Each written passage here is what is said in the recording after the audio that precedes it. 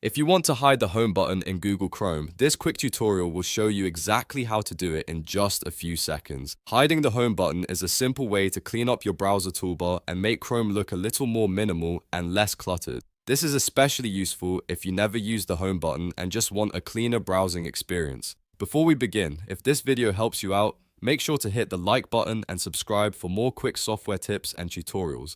It really helps the channel and it means you won't miss the next easy guide. Alright, let's jump right in. First, open Google Chrome on your computer. Once Chrome is open, look to the top right corner of the browser window and click the three dots menu icon. This opens the main Chrome menu where you can access all of your browser settings and options. From the drop-down menu, click Settings. This will take you to the Chrome settings page where you can customize how the browser looks and works.